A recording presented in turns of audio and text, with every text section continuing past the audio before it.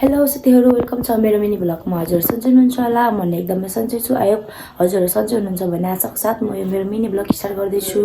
आज चाहिँ किन भ्लग बनाउँदैछु भने किनकि हामी आज नागदाको लागि फोटो खिच्न जाँदैछौँ म दाइ अनि भदैनी अनि यो फोटो खिचेर अनि आज चाहिँ नागदा बनाउन भ्याउँदैन आज फोटो खिच्ने अनि वडामा गएर सिफारिस लिने अनि भोलि चाहिँ सिमरामा गएर हाम्रो नागदा बनाउँछौँ अनि अहिले चाहिँ दाइ र भदैनी बाहिर छ म चाहिँ यहाँ भित्र भ्लग बनाउँदैछु।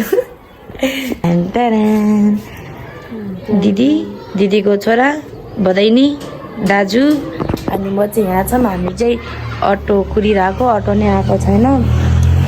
फाइनली गाइज हाम्रो चाहिँ अटो पनि आइसकेको छौँ। हामी चाहिँ अब अटोमा चढेर जान्छौँ।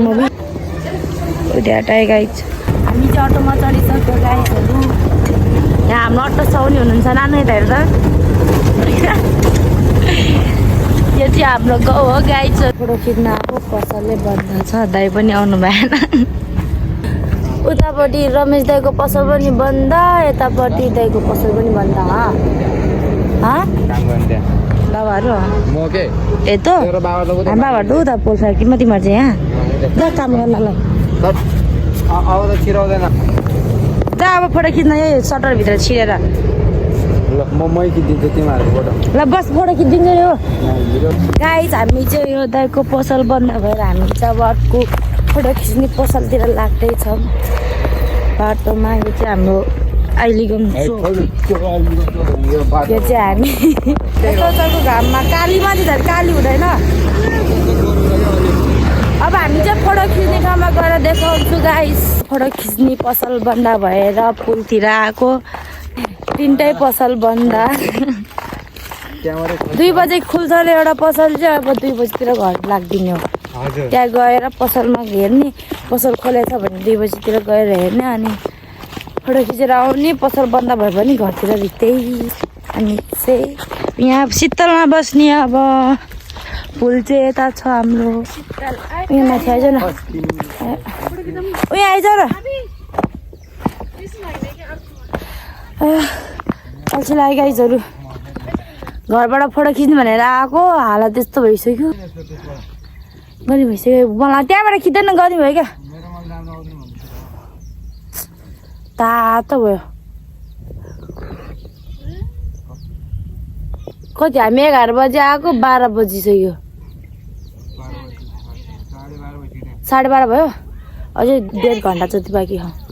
अहिले गमको पसल चाहिँ 2 बजी खुल्छ भन्नुभएको दाइले। फाइनली गाइस पसल चाहिँ खुल्ला रहेछ। 2 घन्टा कुर्यो हामी पसल चाहिँ खुल्ला रहेछ आउँदा भक्क।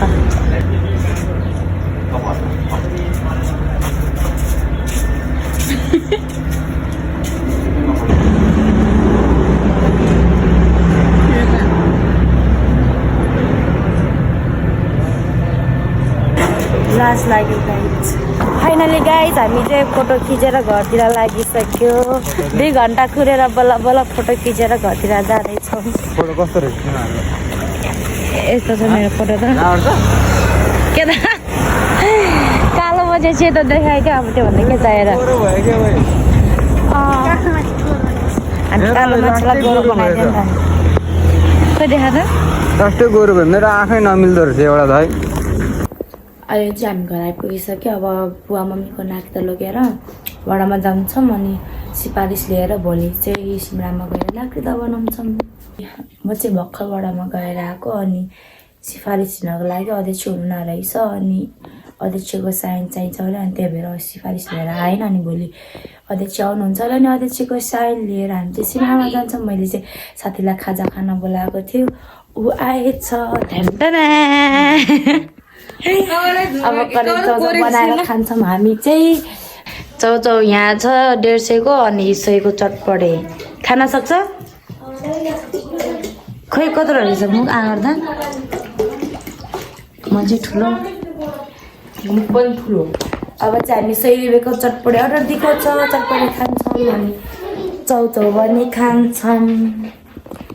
पुन्टे पुन्टे पुन्टो यता आमा नि मेरो पोइन्टले हेरेको। फाइनली गाइस हाम्रो चाहिँ चटपटे आइसक्यो यहाँ।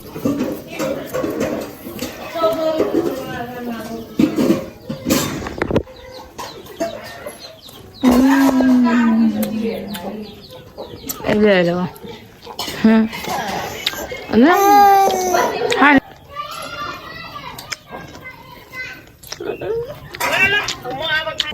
हाम्रो चाहिँ चौचौ पाकेर साथीले चौचौ मोल्दैछ यहाँ हेर्नुहोस्। अनि हामी खाजा खाएर सकेर भाँडा मोल्छ अनि भाँडा मोलेर लुगा धुने काम छ, लुगा धोएर सकेर अनि बेलुका खाना बनाउनु पर्यो।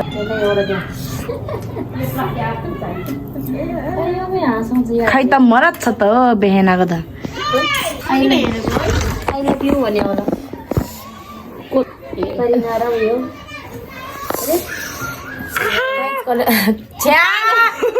छ्या मुखको निकालेको छि फोरी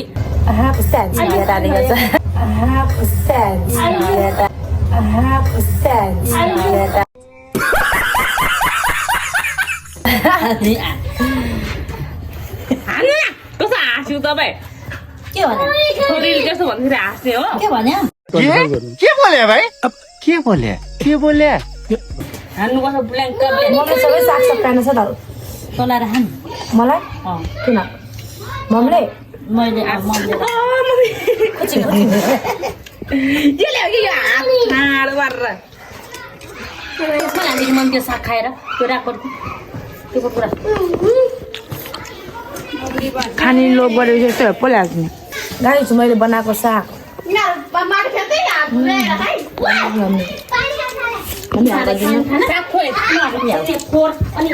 मिठो छ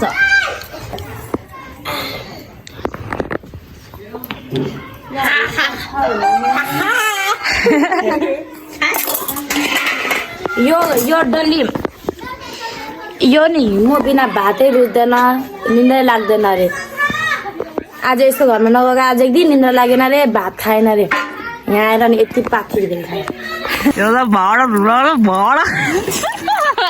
गाइस। खाएपछि त काम पनि गर्नु पर्यो पर्यो यसको लुगा यहाँ हेरेर यत्रो धुन्छ। मेरो आमै मेरो कहिले धुने नुवाकोटमा गएको धरि धु गएन। मैले धोएर सकिसक्यो। तिमी त पर्यो जागरिलो ए कबाट धुँदैन क्या जागरी ल हाँ अनि कस्तो भन्नु लाग्यो क्या अनि बाटो चामल त के गर्नु मेरो मुखे के गर्नु मेरो मलाई धेरै गिजाउँछ। दिदी तपाईँ मलाई घाँसै हेप्ने हो मैले अलिक थालिदिन्छु हेर्नु उतिर नालीतिर सक्दैन त मैले एउटा औलाले के यस्तो यो पिबी औलाले तँ खै यो पिबी औलाले तँले यसरी उचालिदिन्छु यसरी ल उसरी पानी थाप्न लागेको ताप्न रहेको तापमा बोल्न नआएको मान्छेले रे रन्डी आफैले भन्छ। म चाहिँ भर्खरै सबै काम सकेर बसिरहेको र मेरो फुल भिडियो हेरेर माया गरिदिनु होला र अहिलेसम्म माया र सपोर्ट गरिदिनु भएकोमा धेरै धेरै धन्यवाद। र आजको लागि चाहिँ मेरो भ्लग यति नै। Bye bye everyone, love you all, thanks for watching.